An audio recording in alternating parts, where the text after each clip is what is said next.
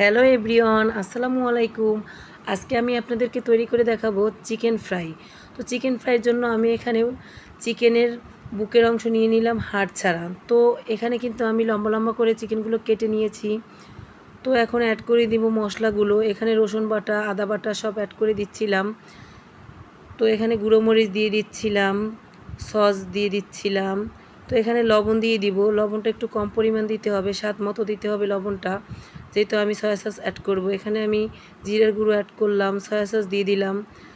তো আমি এখানে কিন্তু লেবুর রসও অ্যাড করে দিলাম, যেহেতু চিকেনের একটা স্মেল যাতে না আসে সেই জন্য কিন্তু আমি এখানে লেবুর রসটা ইউজ করেছি। তো আমি এখানে একটা ডিম দিয়ে দিলাম।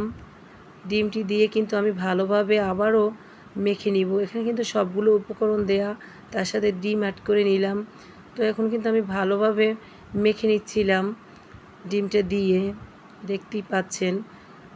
তো এখন আমি ভালোভাবে আমার ম্যারিনেট করা হয়ে গিয়েছে। আমি কিন্তু 20 মিনিট রেস্টে দিয়ে দেবো চিকেনগুলোকে। তো এখন চিকেনের জন্য কি আমি কোটিং তৈরি করে নিব। সেই কোটিংয়ের জন্য কিন্তু আমি ময়দা দিয়ে দিলাম, কর্নফ্লাওয়ার দিয়ে দিলাম। এখানে কিন্তু কর্নফ্লাওয়ারটা স্কিপ করা যাবে না, তাহলে কিন্তু ক্রিস্পি ভাবটা আসবে না। এখানে আমি হলুদের গুঁড়ো, মরিচের গুঁড়ো, জিরের গুঁড়ো, লবণ ভালোভাবে মিশিয়ে নিয়েছিলাম। তো এখন কিন্তু আমি চিকেনগুলো আলাদা করে নিচ্ছিলাম, কারণ চিকেনের যে মশলাটা থাকবে সেটা দিয়ে কিন্তু আমি আলাদা একটা পাতলা বেটার করে নিব।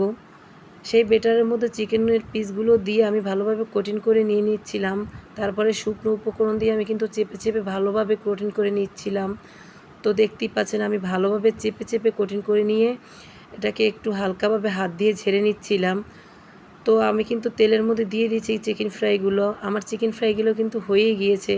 এই যে চিকেন ফ্রাইয়ের ফাইনাল লুক। তো সবাই ভালো থাকবেন। আল্লাহ হাফেজ।